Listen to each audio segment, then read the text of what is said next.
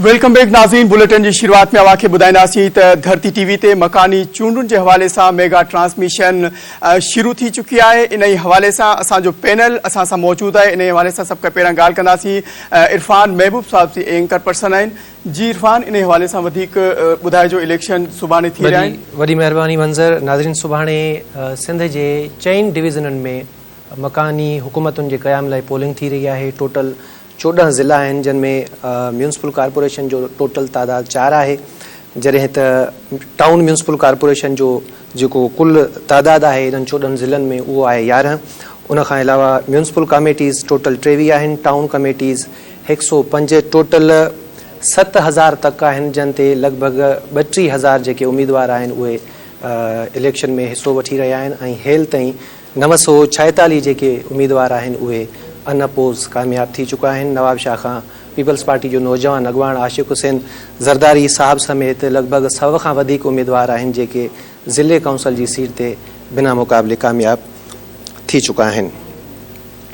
इन हवाले से इलेक्शन कमीशन तरफा मुकम्मल इंतजाम किया विया हैं। जो पोलिंग जो सामान है वो पहुँचाने जो सिलसिलो शुरू थी वियो है। टोटल 14 डिस्ट्रिक्ट रिटर्निंग ऑफिसर्स होंदा जो खिदमतों सर अंजाम ॾींदा। उन खां अलावा 232 आरओज़ होंदा जो सुभाणे पोलिंग ते पंहिंजी ड्यूटी सर अंजाम ॾींदा। सिक्योरिटी के हवाले से जो हसास पोलिंग स्टेशन्स हैं उते रेंजर्स और पुलिस मुक़रर कई वेंदी, जॾहिं त CCTV जो कैमराऊं हैं उहे भी नस्ब कयूं वेंदियूं। इन खां अलावा सिंध पुलिस जा लगभग 20 खन SSPs हैं जो इन 14 ज़िलन में सिक्योरिटी जा फ़र्ज़ सर अंजाम ॾींदा।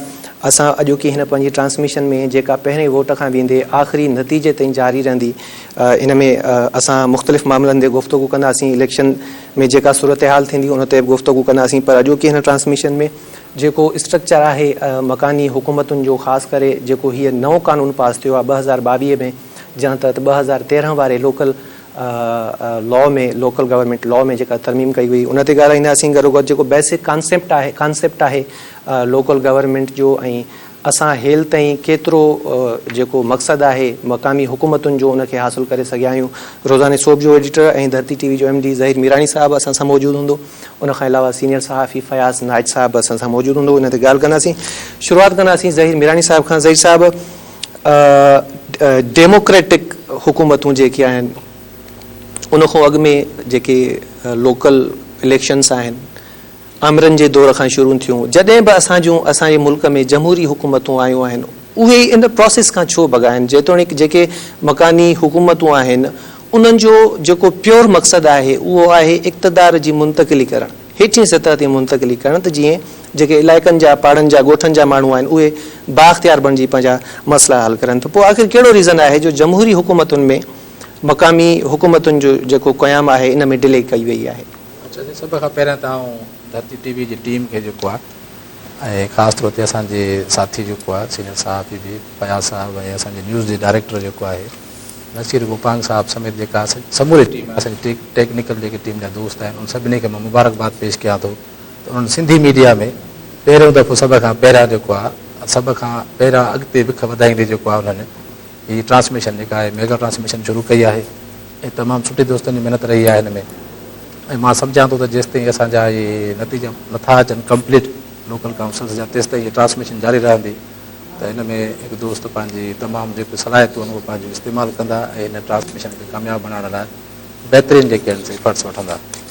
ऐं उनखां पोइ जेको आहे मां इहा ख़ासि तौर ते सॼे माण्हुनि या सॼे मुल्क जे माण्हुनि खे मजमूई तौर ते हिकिड़ी मुबारकबाद बि असां ॾींदासीं त अॼु जेको आहे 7 इयर्स जे हिकिड़े ॾिघे टाइम खां पोइ जेको आहे मकान चूंड जेके आहिनि थी रहियूं आहिनि ऐं इहा हिकिड़ी सुठी ॻाल्हि आहे त जेके अख़्तियार आहिनि उहे हेठि सतह ते मुंतक़िल थी रहिया आहिनि ऐं उहे बि जमहूरी हुकूमत में जेको आहे ऐं इहा अहम ॻाल्हि आहे हुन सां ॿी आहे त जेका माज़ी में जे ॾिठो वियो त असां वटि जेको आहे लोकल काउंसिल जी जेका चूंड मुहिम हलाई वेंदी इन में काफ़ी गड़बड़ रही, पर हेसिताईं जेका चूंड मुहिम हलाई वई आहे उहा पुरअमन हलाई वई आहे ऐं सुठी अंदाज़ में हलाई वई आहे। माण्हुनि पंहिंजो हिसो वरितो आहे। हा, उहो इहा आहे। न त माज़ी में ईअं थियो त ॾाढो पॉलिटिकल मोटिवेटेड शयूं थियूं ऐं काफ़ी झेड़ा बि थिया, फसाद बि थिया। मां सम्झां थो त इहो हिकिड़ो डेमोक्रेटिक प्रोसेस आहे जेको पाकिस्तान में हिकिड़ो मज़बूत थी रहियो आहे ऐं इहा सुठी ॻाल्हि आहे त सुभाणे जेको आहे माण्हू पंहिंजी जेके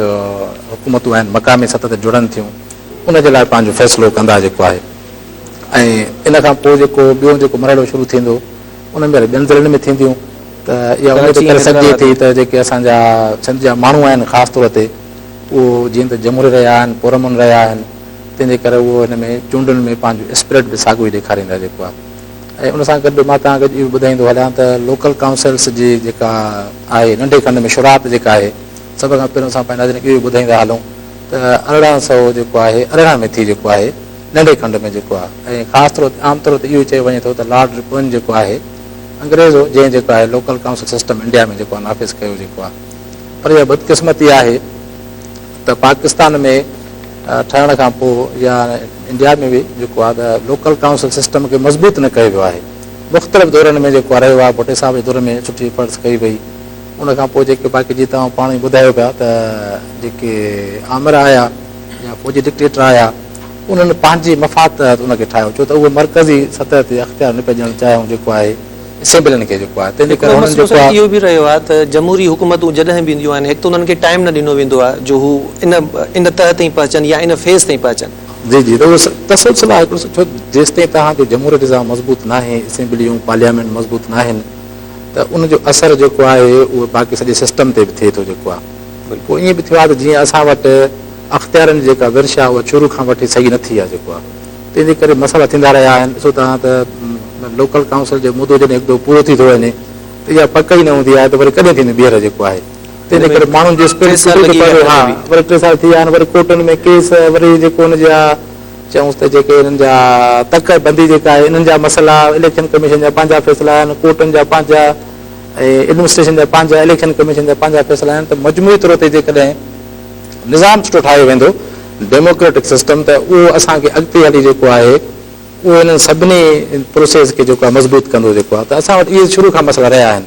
त हाणे इहा उमेद करे सघूं था जेको असां हिन वक़्तु तरमीमूं करे जेको बि निज़ाम आंदो पियो आहे ऐं उन में घणी भाङे पॉलिटिकल जेको पहिरियों कंफ्लिक्ट रहियो उहो बि घटि हुयो कराची में कुझु MQM वारनि थोरो कयो पर उन खां पोइ बि जेको आहे उहो उन सां बि ॻाल्हि ॿोल करे सिंध में हिकु मां सम्झां थो त सुठे अंदाज़ में असां अॻिते वधी रहिया आहियूं ऐं जेकॾहिं इहो सिलसिलो अॻिते हले थो ऐं चूंडूं जेको आहे पुरमुन अंदाज़ में मुनक़द थी थियूं वञनि त पोइ जेको आहे जेका हुकूमत ईंदी उन में माण्हुनि खे मक़ामी सतह ते जेको आहे पंहिंजी नुमाइंदगी मिलंदी उते जेके मसइला हल थींदा उहे घणे भाङे जेको आहे माण्हुनि खे जेको आहे एडमिनिस्ट्रेशन वञिणो थो पवे पर जीअं त उनजा चूंडियल नुमाइंदा पंहिंजा ई हूंदा त लोकल सतह ते जेको आहे माण्हुनि खे कुझु आसानी थींदी जेको आहे त इहो निज़ाम मज़बूत थियणु घुरिजे असांजी बि इहा ई ख़्वाहिश आहे पाकिस्तान में जेको बार बार हिन खे डिग्रेड कयो थो वञे इहो मजमूई तौर ते हिकिड़ो ग़लति अमल आहे जंहिंखे ख़तमु करणु घुरिजे हाणे ऐं हाणे इलाही टाइम गुज़री वियो आहे ऐं पाकिस्तान खे मुनी सदी थी वई आहे हिन वक़्तु जेको आहे त जमहूरी सिस्टम खे जेको आहे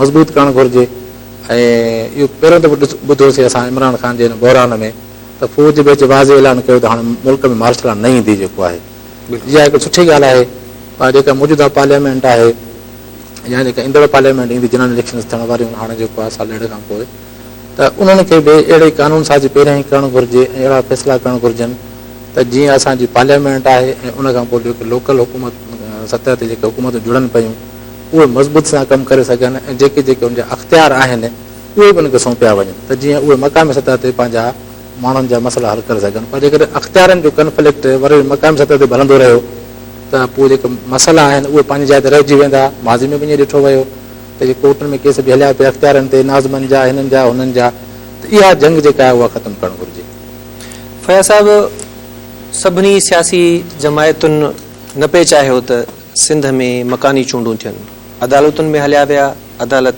डिसमिस करे छॾी पिटीशन तारीख़ ॿुधाए थी त को एॾो सुठो रिकॉर्ड कोन्हे पर मकानी चूंडुनि बाबति जेका अख़्तियारनि जी हेठी सतह ते मुंतक़िली आहे त हिन भेरे जेके सवाल जेको कयो मां तव्हांखे हुनजो जवाबु ॾियां सिंपल सादो सवाल आहे पाकिस्तान हिकिड़ो बदकिस्मत मुल्क रहियो आहे जिते आमरियतुनि अची कब्ज़ा कया आहिनि 47 में आज़ादी मिली 58 में अयूब खान अची अज़ीज़ अहमद करे वेही रहो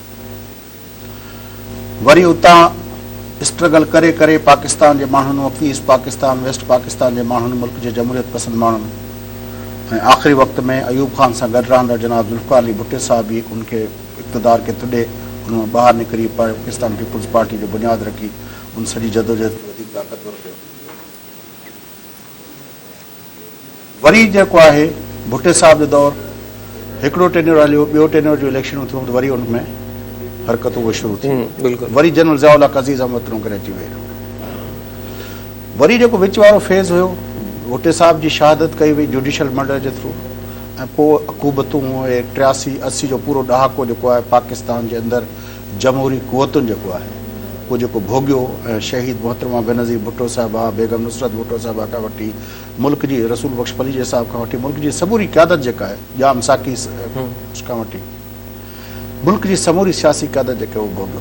पर जदोजहदनि जे नतीजे में उन्हनि खे करिणो पियो। पर उनखां अॻे 17 अगस्त वाक़ियो थियो, बम जी जेको आहे मैंगो एक्सप्लोड थिया, इलेक्शनूं थियूं। पोइ वरी पोयां वेही 58-2 जे उहा जेको ज़ियाउल हक़ जो थियल हो, जंहिंजो पहिरियों विक्टम जेको आहे जोणे जो थियो, उहो वरी बेनज़ीर साहिबा ते बि अप्लाई थियो, वरी अप्लाई थियो जेको आहे नवाज़ शरीफ़ ते, वरी अप्लाई थियो बीबी साहिबा ते। तव्हांजो वरी नवाज़ शरीफ़ जी गवर्नमेंट अची वई त वरी अज़ीम मोहम्मद तरां अची विया, मुशर्रफ जी सूरत, वरी बीबी साहिबा उन सॼे जे ख़िलाफ़ स्ट्रगल कई। हाणे मसइलो छा थियो आहे, पाकिस्तान जे अंदरि आमरतुनि सदाई हिन जमहूरी सिस्टम खे, माना जेको आइनी हुकूमतूं आहिनि, हीअ त इंतिज़ामी हुकूमत आहे न, आइन ऐं कानून ठाहींदड़ जेके इदारा आहिनि उहो थिए थी हिकिड़ी पार्लियामेंट, ॿी थिए थी provincial constitutional and legislative bodies खे बाईपास करण लाइ उन्हनि हमेशह छा कयो आहे, लोकल गवर्नमेंट्स खे हुननि जे साम्हूं बीहारियो। अयूब ईअं कयो, बेसिक डेमोक्रेसी नाले में करे उहो खणी उतां ई पाण खे चूंडायो, माना का प्रोविंशियल असेंबली न आहे, का नेशनल असेंबली न आहे, लोकल मिसयूज़ कयो उन्हनि, ठीकु आहे न। त उन वक़्त खां वठी पाकिस्तान जी जमहूरी क़ुवतूं जेके कॉन्स्टिट्यूशनल ऐं लेजिस्लेटिव बॉडीज़ आहिनि, यानी पार्लियामेंट ऐं सूबा प्रोविंशियल असेंबलीज़, उन्हनि जी बहाली जी जदोजहद कंदियूं थियूं अचनि। अॼु बि ॾिसो तव्हां वटि सुवाल इहो थो थिए त तव्हांजी पार्लियामेंट बाइख्तियार आहे, अॼु तव्हां वटि सुवाल आहे। तंहिंजे लाइ बुनियादी मसइलो इहो आहे त पाकिस्तान जूं जमहूरियत पसंदि जेके क़ुवतूं आहिनि उहे पहिरें ॾींहं खां वठी 58 खां वठी पाकिस्तान जे आइनी ऐं कानूनी इदारनि जी बहाली, उन्हनि जी बालादस्ती जे लाइ जदोजहद कंदियूं थियूं अचनि। तॾहिं उहे चवनि थियूं जेसि ताईं उते अञा पावर न ईंदा त असां ट्रांसफर छा कयूं।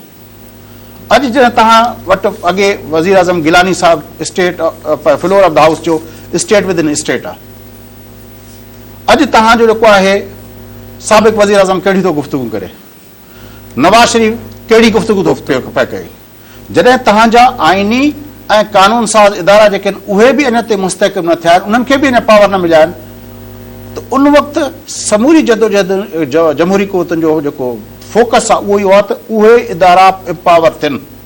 उन जे लाइ ज़ुल्फ़िकार अली भुट्टो शहीद थियो, उन जे लाइ जेको आहे बेनज़ीर भुट्टो साहिबा शहीद थी, उन जे लाइ COD खई वई, उन जे करे हीअ जेके रिकन्सिलिएशन जी पॉलिटिक्स जा बुनियादी धागा, उन जे करे जेको आहे हीअ जेको हिन वक़्तु तव्हां निज़ाम ॾिसो था पिया जेको हले थो पियो, इन सॼी माण्हुनि खे टेबल ते विहारे, उन जे करे अरिड़हीं तरमीम पास कराई वई, 58(2)B ऐं ॿिया जेके आमरतुनि जे दौर जा जेके तरमीमूं हुननि जो ख़ात्मो कयो वियो।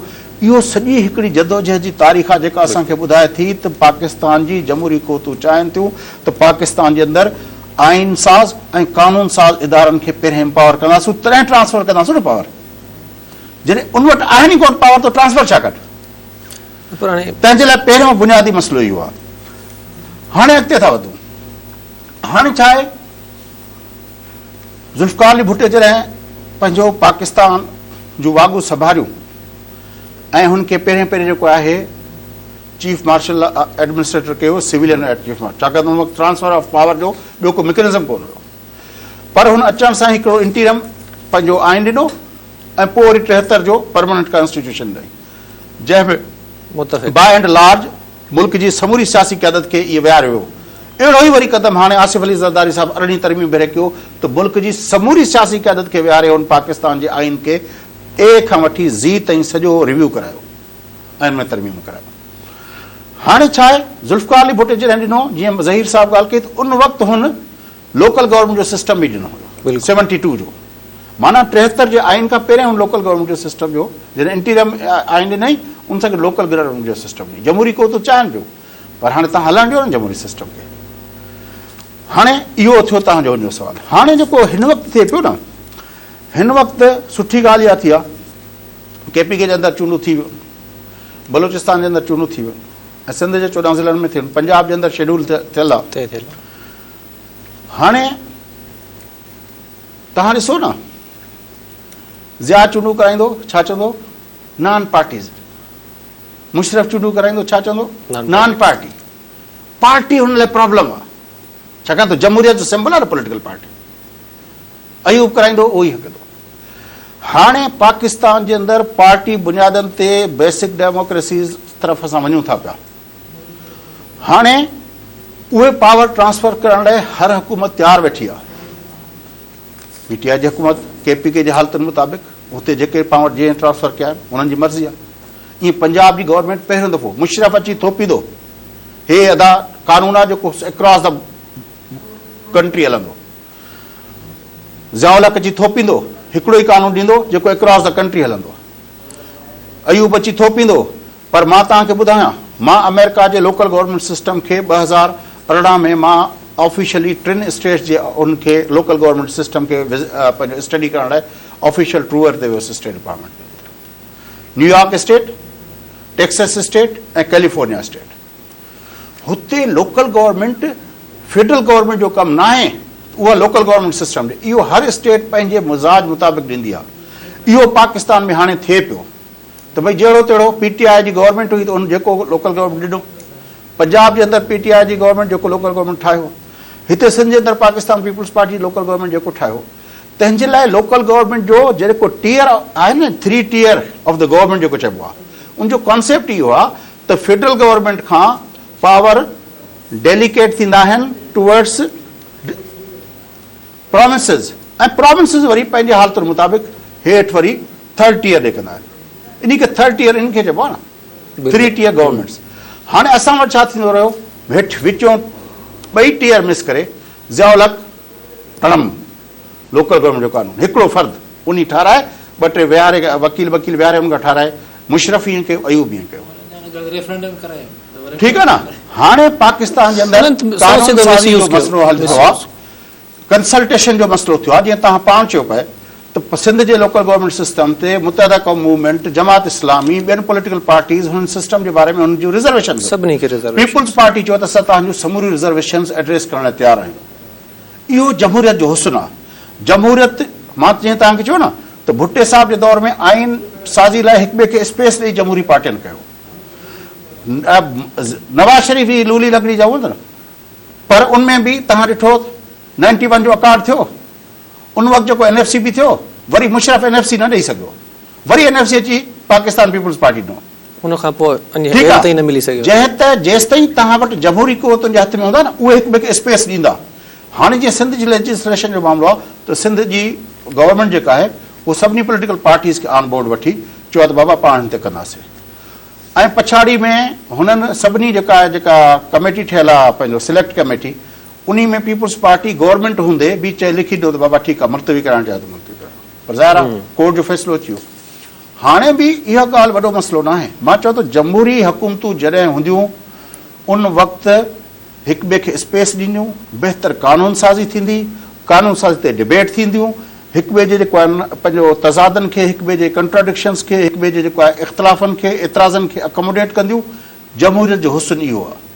उहो असांखे 73 जे आइन महल बि नज़र आयो, 18वीं तरमीम महल बि नज़र आयो, 91 जे अकार्ड महल बि नज़र आयो, पंहिंजो जेको आहे NFC अवार्ड जेको आहे जेको नवाज़ शरीफ़ ॾिनो या तोड़े पीपुल्स पार्टी जी 2008 जी गवर्नमेंट जो, उन वक़्तु बि नज़र आयो।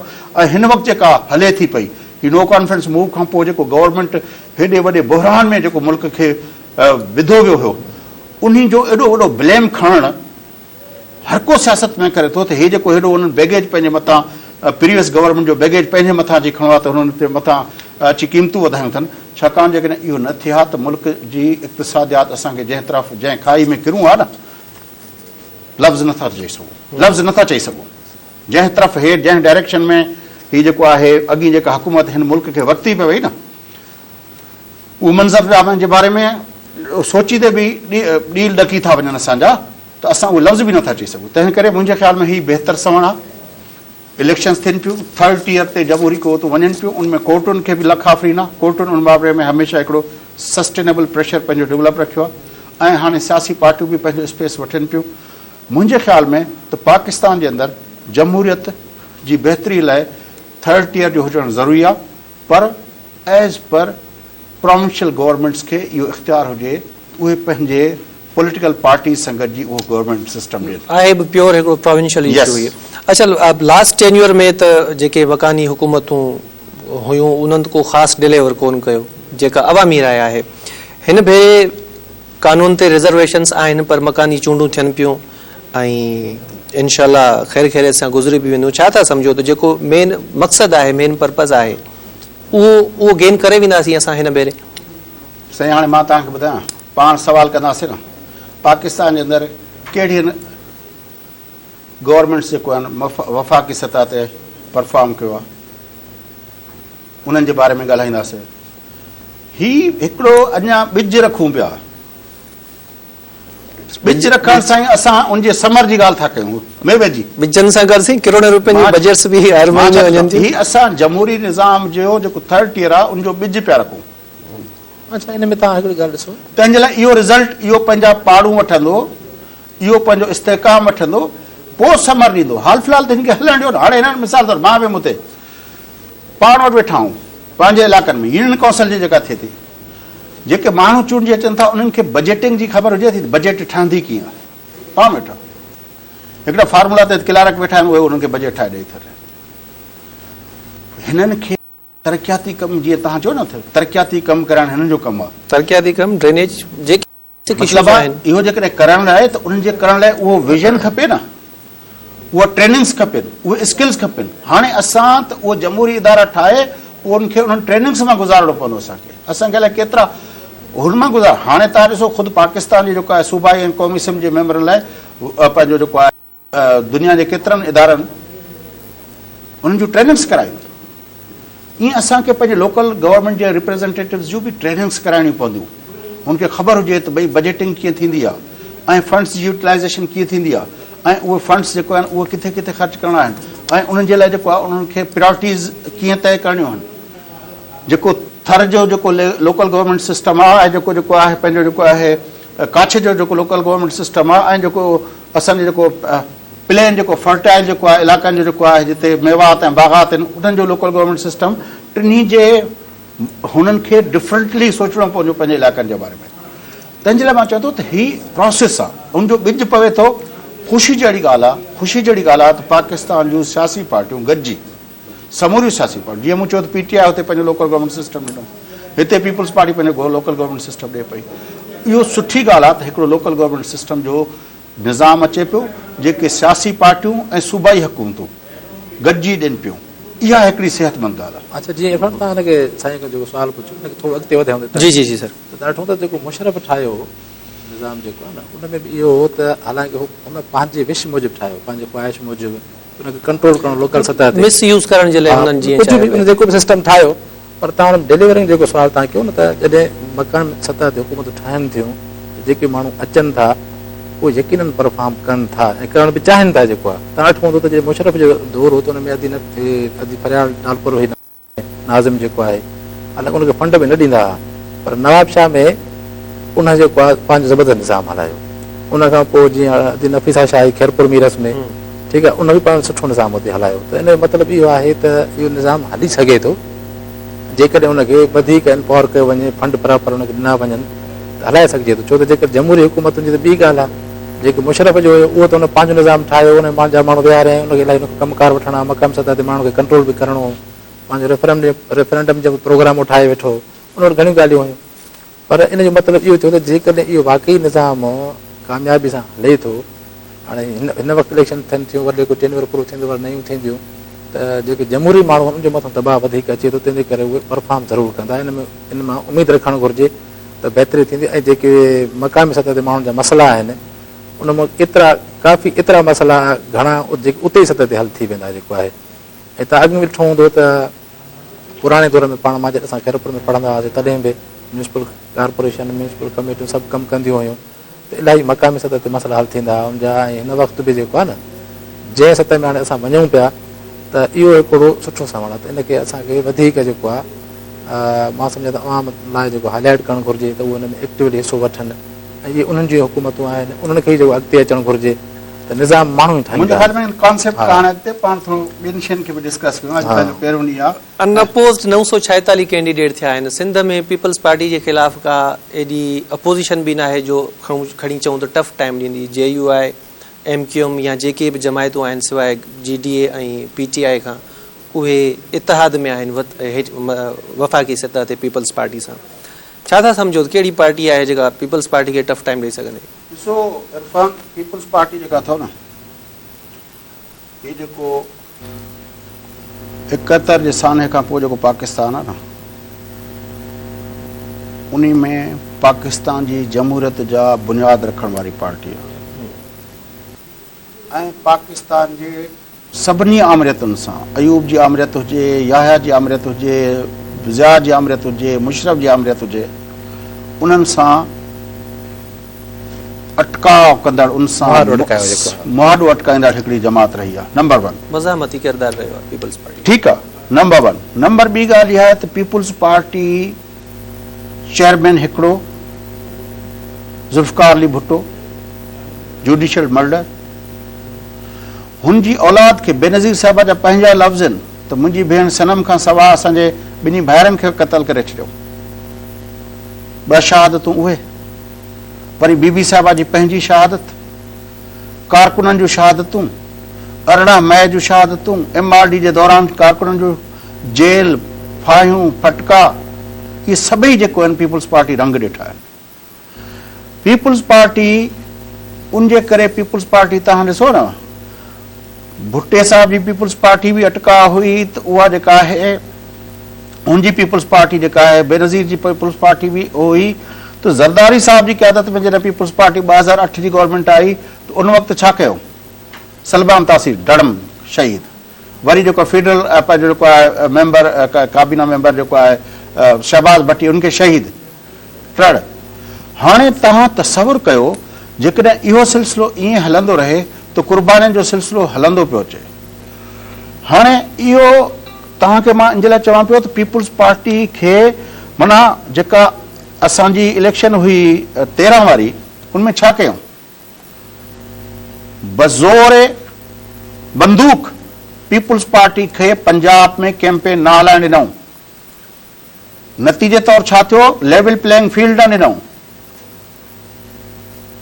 ऐं इलेक्शन हलंदे जेको उन वक़्तु पीपल्स पार्टी जेको 5 सालनि में जेको माण्हू लॉन्च कयो हुयो एज़ अ प्राइम मिनिस्टर यूसुफ रज़ा गिलानी, हुनजे पुट खे अगवा कयो वियो।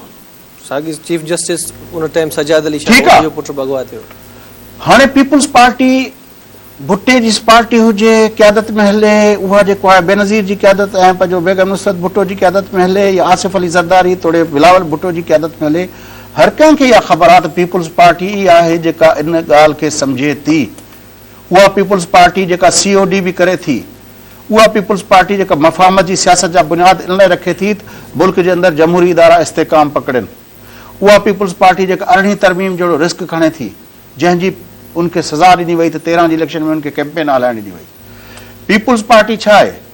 कॾहिं तव्हां ॾिसंदव 13 जमाती इत्तेहाद ठहंदा आहिनि, कॾहिं तव्हां ॾिसंदव GDA जे नाले में हिकिड़ो फ्लॉक जेको आहे हिकिड़ा नॉन जेके आमरियतुनि जा साथारी जेके नॉन साथारी आमरियतुनि जा जेके हर दौर जे मुशरफ सां बि गॾु हुया त ज़िया सां बि गॾु हुया, उहे नॉन जेके साथारी आहिनि, उहे जेको आहे पंहिंजो पूलअप करे वरी उहे बीहरा था रहनि।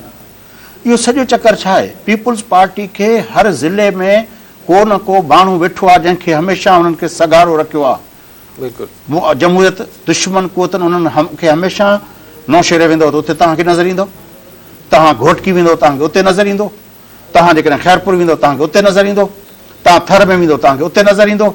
वरी हाणे नवां लॉन्च करणु शुरू कया अथनि, को हुतां मुल्तान जो पीर अचे थो पियो, उहो वरी चए थो मुंहिंजा मुरीद गॾु थियो पीपल्स पार्टी जे ख़िलाफ़। उमरकोट में हर जॻह ते तव्हां बेहड़ वञो, दादू वञो, तव्हांखे उते नज़र ईंदो।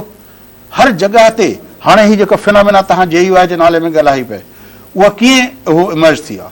तंहिंजे लाइ पीपल्स पार्टी हिकु अहिड़ी पार्टी आहे जेका पाकिस्तान जे अंदरि आमरियतुनि सां अटका कंदे कंदे कंदे कंदे कंदे कंदे अॼु बि उनजे लाइ वॾे में वॾो मसइलो पाकिस्तान जे अंदरि जेके जमहूरियत जूं मुखालिफ़ जेके बि सोचूं आहिनि, जेके जमहूरियत जा मुखालिफ़ जेके फ़र्द आहिनि, जमहूरियत जा मुखालिफ़ जेके क़ुवतूं आहिनि, उन्हनि जे लाइ सभ खां वॾो चैलेंज जेको आहे न उहो पीपल्स पार्टी आहे। रिलीफ मिली वेंदो, हर कंहिंखे मिली वेंदो। माना नवाज़ शरीफ़ आहे न, हेॾियूं वॾियूं ॻाल्हियूं कई, पोइ बि कन्विक्शन जे बावजूदि ॿाहिरि हलियो वियो, ॿाहिरि वेठो आहे। मरियम साहिबा असां उनजे ख़िलाफ़ नथा ॻाल्हायूं, कन्विक्टेड आहे न, बिल्कुलु आहे। ॿाहिरि इन लाइ निकिती त पीउ जी इलाज लाइ वेंदी, पोइ पीउ जो इलाज बि थी वियो, वेठी बि हिते आहे, सियासी जलसा करे पई। पीपुल्स पार्टी खे कॾहिं इहो रिलीफ न मिलंदो। ज़रदारी साहब खे जेलुनि में विझंदा, उनजा ज़बानूं कटींदा, उनजी भेण जे मथां बेनज़ीर साहिबा खे सख़्त तरीन 80 वारे ॾहाके में जॾहिं बेनज़ीर साहिबा जेका जेल कटी आहे न, ही हिंदौर जी जेल सवली जेल आहे न, हर को वञी थो हुते वेहे। तंहिं करे पीपुल्स पार्टी खे कॾहिं बि ईज़ी गो न ॾिनो वेंदो। हिन वक़्तु बि तव्हां जेके ज़िलनि जा तव्हां प्रोग्राम कया आहिनि न, मां जीअं तव्हांखे ॿुधायो, हर ज़िले में को न को वेठो आहे उन्हनि गैर जमहूरी क़ुवतनि जो नुमाइंदो, जेको जंहिंखे उन्हनि हमेशह मवाड़ करे रखियो आहे, जेको ताक़तवर, जेको हर वक़्तु चवंदो बाबा मां पंहिंजो ग्रुप फलाणो ग्रुप। उन बावजूद पीपल्स पार्टी जी पोजीशन मज़बूत आहे सिंध में। हाँ, ये हक़ीक़त आहे त पाकिस्तान पीपल्स पार्टी जी सिंध में पोजीशन मज़बूत आहे। ऐं छो त ॾिसो था हिन वक़्तु जेतिरा बि वक़्फ़ो वठण लाइ चयो पियो वञे। ब्रेक, हाँ, ब्रेक जो टाइम थियो आहे नाज़रीन, ब्रेक वठंदासीं, ब्रेक खां पोइ हिकु ॿियो ॿीहर साॻे मामले ते गुफ़्तगू जारी रखंदासीं।